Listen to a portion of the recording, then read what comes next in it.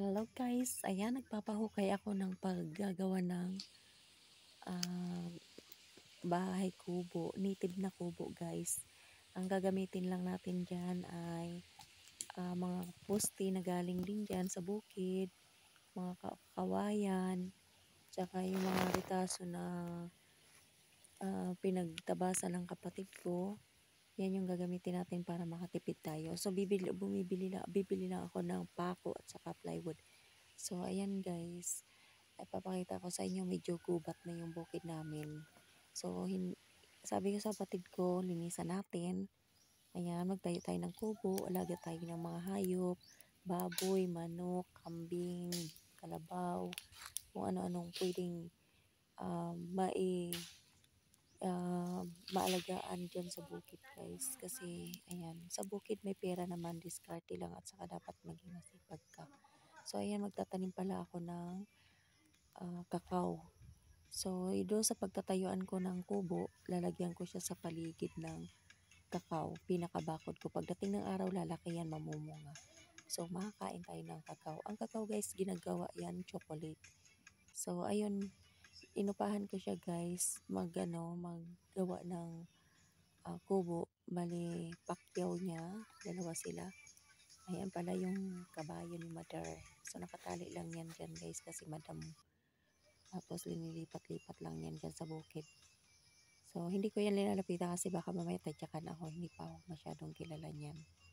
Tsaka ako sanay din ako sa kabayo guys. Sanay ako sumakay ng kabayo. Ayan, si Horsey. Sa ngayon, pag hindi ako kilala ng kabayo kaya hindi ako lumalapit. Kasi mahirap na nananadya kaya yan guys. So ayan guys, medyo gubat na yung bukiri na. Papagawa ako guys ng kubo. Ayan. Pakyaw niya. Tapos magtatanim ako ng kakao dito sa may harapan para pagdating ng araw, mayroong puno sa harapan. Bakante kasi guys, oh. Ayun kapatid ko. Gumagawa din sila ng kubo dun. Kapatid kong bunso. Gumagawa din sila ng kubo dyan. Pahingahan. Tapos mag-alaga sila ng manok. Alagang baboy. Ayan. Tapos ako dito naman. Tapos dun ako sa baba magpapagawa ng kulungan ng baboy. Ayan, nakahanda na yung itatanim kong kakao. So ilalagay natin yan sa paligid ng aking pagtatayuan ng kubo. Ayan. Ayan guys, dito ko siya itatanim. Kasi nagpapatayo ako dito ng maliit na kubo. At saka doon sa baba ko gagawa ng kulungan ng baboy. Mag-alaga ko ng baboy. So ito yung ano namin. Bakanting bukirin. Yan yung kapatid ko. Gumagawa din siya ng kubo niya. Pag-alaga siya ng baboy, manok. Ngayon lang siya nakaisip na nandito ako. So, ayan. Kasi ako hilig ko talaga sa bukid, guys. Lumaki ako sa bundok. So, matagal ako nawala dito. Namiss ko talaga yung magbukid. Ayan. Sa bukid may pera. Diskarte lang, guys. Ayan si Horsey ng nanay ko. Ayun, dating nakatira dito yung nanay ko noon. Ayan yung lumang bahay. So, puno na. May mga kambing dyan, guys. Sa nanay ko. Tapos ito yung mga kuprahan. Ayun, hanggang doon sa kabilang side. Ito yung kanyugan. Tapos doon sa kabila pala yan. Ayan. Ayan, mga nyug. Ayan. Mga kanyugan, guys. Ayan. Sipag ng kapatid ko ngayon, oh. Ayan. Ngayon lang yan, guys, nakaisip kung saan ako nandito na. Ayan. Pinapakyaw niya yung kubo ko na maliit. So, tingnan nyo, guys. Day 1. Ayan. Papakita ko sa inyo. Day 1 to. Ayan. Hinuhukay pa lang niya yung paglalagyan ng mga poste. Gagamitin namin, guys, na poste. Ayun. Ayan. Ayun, mahogany. Mga ano nila. Ito naman ipil-ipil yata to. Ayan, dito ako, guys, magtatayo ng kulungan ng baboy. Ayan. Dito. So, may mga pintulan dito ng kahoy kasi, ano yan, mahogany. Ayan. Ayan yung guys, tubig. Umaagos yan. Hanggang doon. Dito yung daanan. Hindi yan na siya nawawala, guys. Ang tubig na yan. Hindi yan nawawala. Maintain niya na ganyan siya ang agos. So malinis. Yan. Tapos dito ako magtatayo ng kulungan ng baboy. Dito sa side na to. Yan.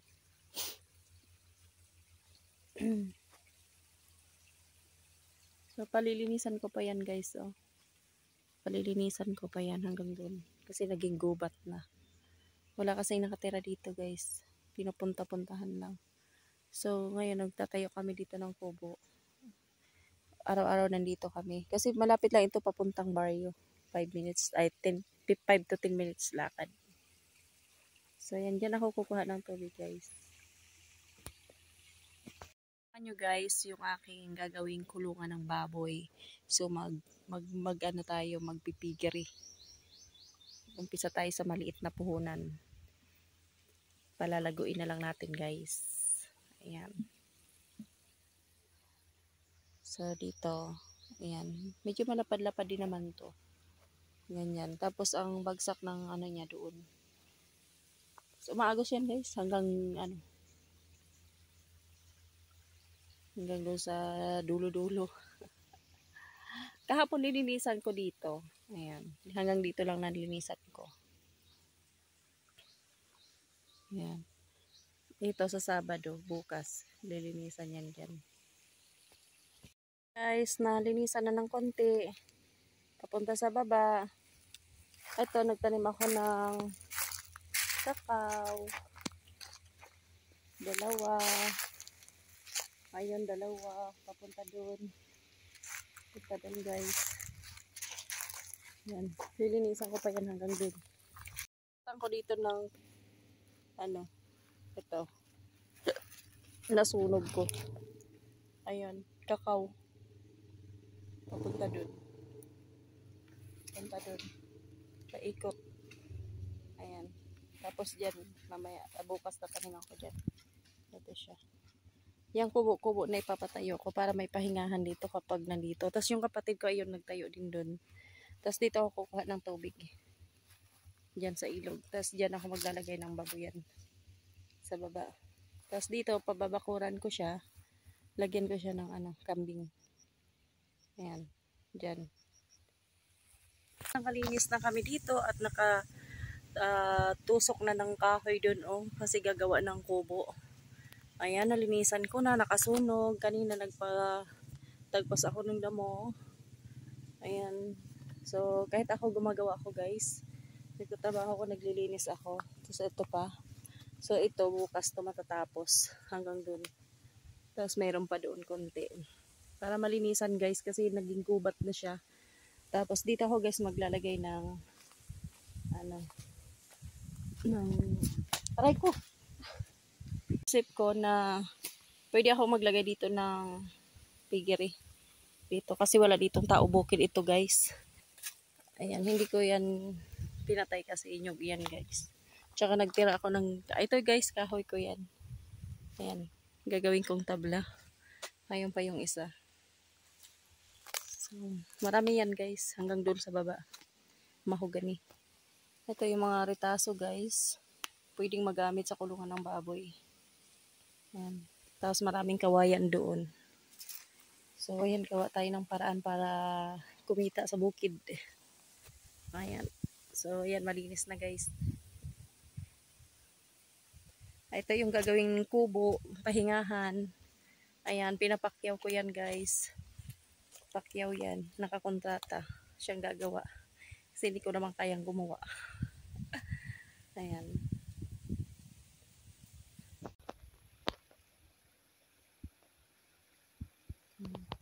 So hanggang doon guys, papalinisan ko yan at maglalagay ako doon ng kambingan, babakuran ko dyan.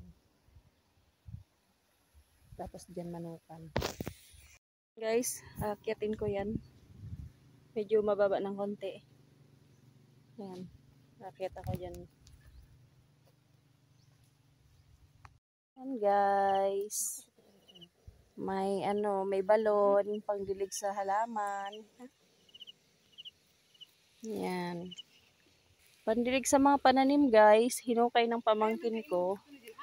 Tapos ayan. Palayan kasi ito guys. Ngayon tinaniman nila ng melon, hindi. Madamo pa. Yan, nag-uumpisa na rin silang gumawa ng kubo. So, dalawa sila guys na gagawa, pakyaw nilang dalawa. Kasi hindi ko naman kayang gumawa ng kubo.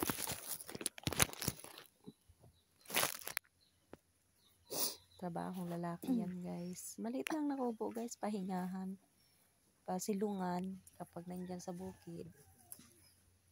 So, ayan. Unti-unti nang naumpisahan habang ako naglilinis sa kapaligiran.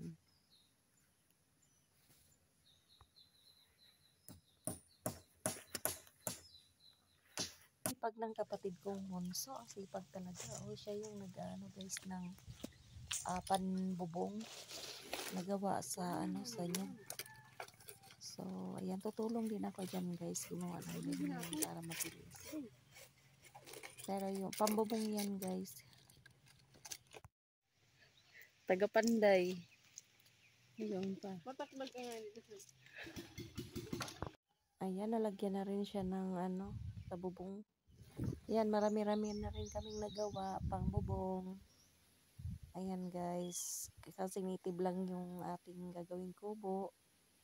So, ayan, gagawa tayo ng kubo na list ang gastos. So, ang binili ko lang dyan pako at saka plywood. Ayan. Guys, ayan na yung pinapagawa kong kubo. Ay, ito na yung pinapagawa kong kubo guys. Kapag pumunta dito sa bukid, may silungan. So, ayan guys, kailangan mo talaga muna, gumamit ng pera. Kasi kailangan ko magpatay ng kubo dito. Tapos mayroong kulungan ng baboy, kulungan ng manok, kulungan ng kambing. Ayan. Kailangan kasi dito guys nakakulong. Lumipat ako dito guys kasi mas maganda ang pwesto. Nalinisan ko ba naman na Ayun guys, nabubunga na siya. Tapos mayroon ng sahig. Pwede nang paupo-upuan. Ayan, may bubong na rin. Taon saan tinawag? Tito Calves.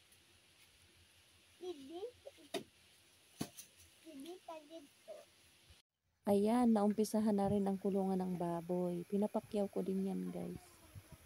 Kasi hindi ko naman kayang gumawa. So, kailangan natin gumamit ng pera. Pero list ang gastos natin dyan guys. Ang binayaran ko lang dyan yung pakyaw at saka pako. Ayan guys, dito na rin kami kumakain ng tanghalian. So, nagdadala lang kami ng bigas. Dito na kami nagluluto. Diyan na rin kami kumukuha ng makain namin na ulam. Tapos may dumadaan dyan nagbibinta ng So, ayan na. Naumpisahan na ng kapatid ko kulungan ng baboy. So, ganyan lang guys. Pati kubo na lagyan na rin siya ng ng dingding, bubong. Ayan, unti-unti natatapos na rin. Ayan, so ayan na yan guys, hitsura niya. So, unti-unti nang natatapos. So, ayan, pauwi na muna tayo ng baryo. Kasi bukas na naman yung trabaho sa bukid. So, araw-araw kami dyan pumupunta sa bukid para mabilis matapos. So, dinalakad ko lang yan guys, pero yung iba ko na sumasakay sila ng motor. Pero ako mas gusto ko pa rin lumakad yan. Yan pa lang yung kalsada na dinadaanan namin papuntang bukid. Mula sa bukid namin guys, lalakarin ko lang yan ng 5 to 10 minutes. Malapit lang ito, sa likod ng bundok lang yung sa amin. Tapos baryo na.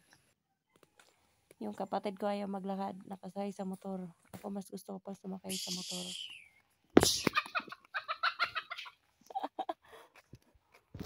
Mas malapit na rin matapos yung pinapagawa kong kulungan ng baboy, kulungan ng manok.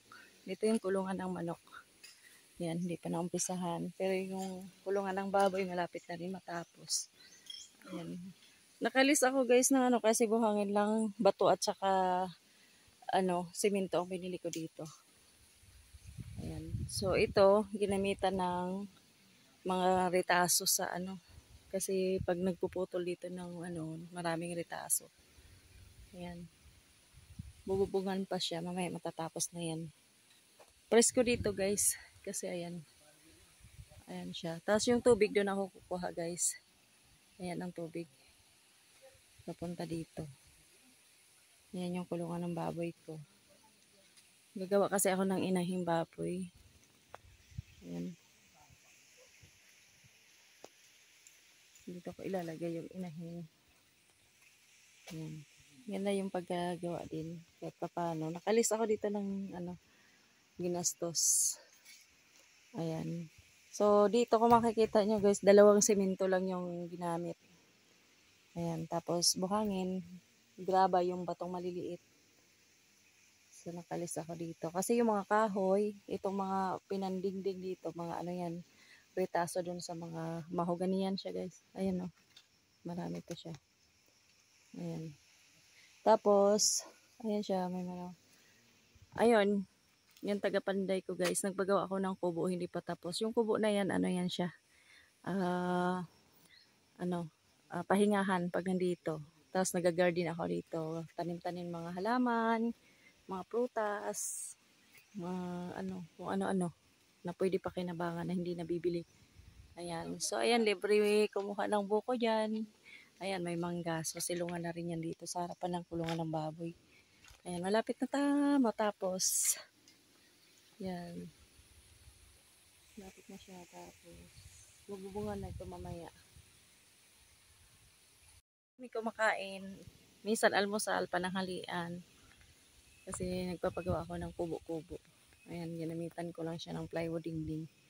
Simple lang siya, native na bahay yan guys. Ayan, tanim tayo dyan ng sibuyas. Ayan, ako dito naglinis guys. Ayan, lininisan ko yan hanggang doon. Ayan, ako lang naglinis dyan guys. Ayan, kala nyo hindi ako masanay sa bukid. Sanay ako sa bukid guys. Mas gusto ko yung nag-enjoy ako kung ano yung ginagawa ko. Ayan, tanim ako lang sibuyas. Bagong tanim lang yan. Kamote. Tapos mayroon ako mga papaya. Ayan, yung mga may tusok na kahoy. Papaya yan siya. Tapos kakao. Ayan, marami yan kakao. Paikot. So, ayan, nagsisiga ako dito. Kasi unti-unti kong ginagawa dito, guys. Ito, guys, kung nakikita mo ito, malalim siya. Tapahan ito, guys, ng nyug, kupra. Yung buko. Ay, yung nyug. Tapahan yan siya. Ginawang tapahan yan. Ayan. So, nakaputol na dyan ng, ayan, mga tanim ng kapatid ko. Naputol na siya. 3, 5. Ayan, mga retaso ginawang kulungan ng baboy. Tapos ayan, dahon ng nyug yung adto na yung motor nalaglag. Ayan. Pinabutan kami ng ulan. Ayan. Buti na lang may bubong na yung aking kubo. Pupunlaan ko yan dyan guys. Pinagkukumpos ako to lupa. Ayan, nagkakaros ang kapatid ko ng buko. Gagawin yan bukayo. Minatamis na buko. So, ayun, tuloy-tuloy ang paggawa ng kulungan ng baboy para mabilis matapos. Ayan, malapit na rin matapos yung aking kubo. Native na kubo. Ayan, sa wakas, malapit na rin matapos. Ayan. Malapit na rin matapos ang kulungan ng baboy at saka kulungan ng manok. Ayan, doon ako kukuha ng tubig guys. Ayan, may puno ng mangga. Mahogani. Nyug.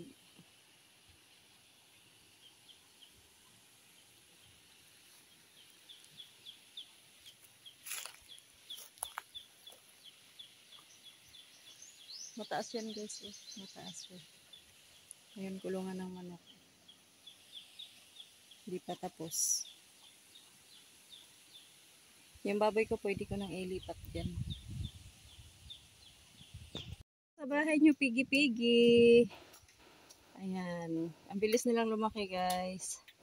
Ang laki nila, oh. Bilis nilang lumaki. Matataba siya, oh. Maliliit pero matataba. Naka-vitamins yan guys. Pinapavitamins ko yan. Kakapasok ko lang dito. Bagong gawa kasi ito. Dito sa isa. Ito naman dito sa dalawa. May 3 pa na pasunod. Ayan, malaya na kayo dyan gumalaw-galaw. Kakalagay ko lang sa kanilang dalawa. Ayan, kinuha ko doon sa kabilang kulungan. Lipat ko dito. Live ko ngayon sa bukid.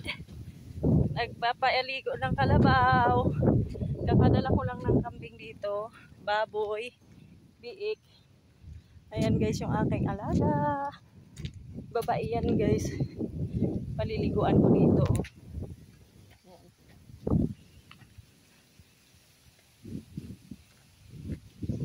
Sumusunod siya sa akin. Kahit yung kambing kanina.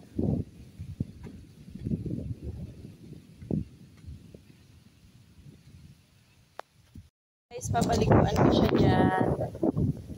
Yan. Ligo na siya. Yan. Dyan siya maliligo.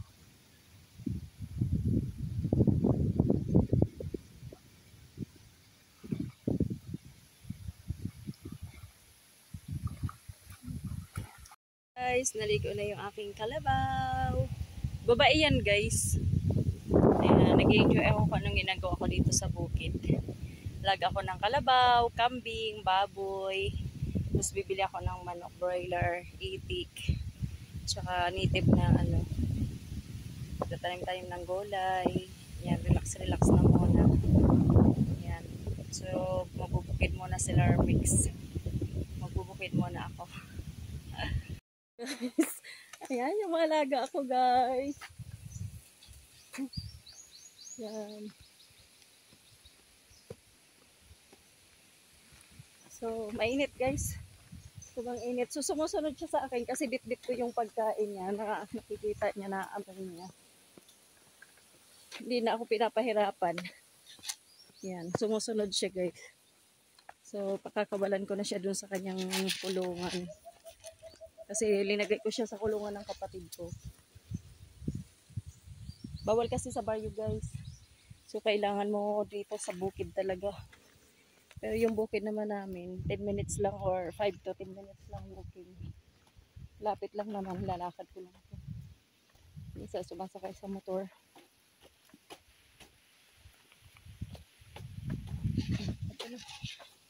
Bilis! Sumusunod sila sa atin. Nakatali lang yan. Ayan, tinatapos yung kubo-kubo. Guys, kumakain sila ng kanilang pagkain. So, kung makikita nyo guys, pinapakain ko siya ng piglet. Ayan, piglet. Tapos, pinapainom ko sila ng vitamins na Unibet. Ayan guys. So, kung nakikita nyo kulay black ang tubig, kasi black po yan, ang laman nito. Ito, ginagamit ito kahit saang hayop, ay kahit anong hayop. Baboy, baka, kambing, manok, baboy. Ayan. So, takaw na takaw sila oh guys. Ayan. Bigla nga silang lumubo. Maliit lang ito nung nakuha ako. Ngayon, lumubo na sila. Nakapiglet pa. Tapos, ayan. Pinapainom ko sila ng vitamins. Ang ganda ng epekto ng vitamins sa kanila guys. Maganda yung katawan nila. Ayan. Yan, namamaga yung buntot na guys. Kasi nung binili ko yan, naputol yung buntot. Namaga siya. So, bibilhan ko yan ng gamot. Yan. So, ang bilis nilang lumaki guys. Gagawin ko kasing inahin ito. Pero pag pipilian ko, mayroon pang parating na laki.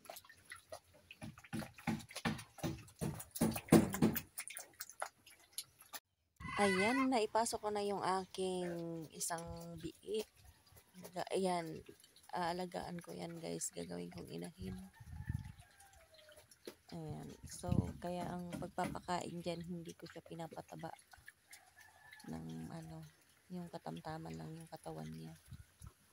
Kahit ito guys, yung dalawa pagpipilian ko yan, silang dalawa kung pwedeng gawing inahin. Kasi kailangan kapag gumawa ka ng inahin, siguraduhin mo na tama yung ano, okay yung katawan. So, ayan guys, okay na. Nailipat ko na yung mga biik ko. Bali, 3 pa lang yan. Yung isa na ibinta na. Ang nagastos ko lang dyan guys, yung 2 semento, pako, at saka buhangin, at saka bato. Ayan, malapit nang matapos yung kubo ko. So, ayan. Bukas na lang ito tutuloy.